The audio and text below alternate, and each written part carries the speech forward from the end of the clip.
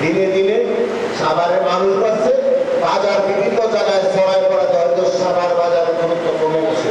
একটা সময় ছিল এই সাভার বাজার কেন্দ্রিক সাভারের রাজনীতি থেকে শুরু করে সমস্ত কিছু খাবার দাবার কোনো কিছু টাকা পয়সা চাবেন না, আপনারা চান নিরাপত্তা। নিরাপত্তা বিধান করার জন্য আপনাদের সাথে সব সময় থাকবো। আজকে এইখানে ঘোষণা দিয়ে গেলাম, আপনারা ডাল ব্যবসায়ীকে শুরু করে বাজারের সবার সাথে কথা বলেন, একদিন ডেট করবেন, সকালে আমি আসবো। সাভার বাজারের ভিতরে অনৈতিক কাজ যেখানে মদ গাঁজা এবং মাদকদ্রব্য বিক্রি হয়, আমরা সেই জিনিসটা বাইরে ভেবে একদম রাখবো।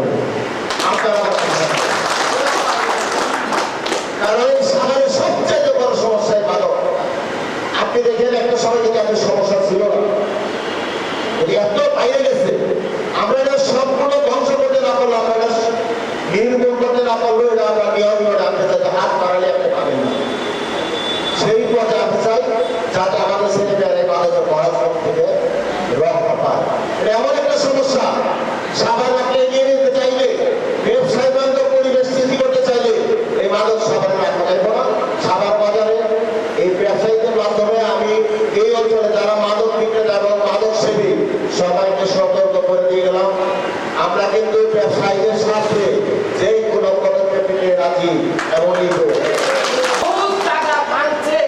আমি কোন একটা নেতার সাহায্য নেই নাই, আমি ছাইয়ে দিছি ডাইলপোর্ট দিয়ে যাতে সুন্দরভাবে টার্মিনাল নির্মাণ হয়। এই মোড়া থেকে ওই মোড়া গাড়ি যাইতে আসতে পারে, মানুষকেও দিন রাতে ভালোভাবে ব্যবসা করতে পারে। একটা লোক যদি আসে সুন্দরভাবে মাল ধরে নিয়ে যেতে পারে, সে সাবার আসবে। আওয়ামী লীগের নেতারা 200 পোশাক খাইয়ে ঘর ঘর উঠে দিয়ে কোনো কাজ করে যায় না। সমস্ত ব্যবসায়ীর কথা, সমস্ত মানুষের কথা আমরা নির্বিঘ্নে ব্যবসা করতে চাই। তার কাছে আমার আগ্রহ আবেদন, আমরা যদি যা যা অবস্থান থেকে প্রত্যেকের নির্বিঘ্নে ব্যবসা করতে পারি, তার জন্য তার সহযোগিতা অবশ্যই পাবো। তাও আমার অনেক কথা আছে, আমি এখন বলবো না, কারণ আজকে তার মুখে সভাপতি দোলা চোখে বসার জন্য অনুরোধ করছি। আলম ভাই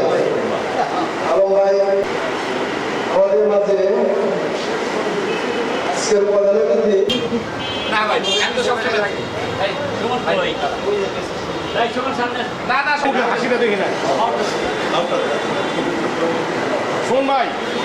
সহকারী ইমাম মোহাম্মদ আবুল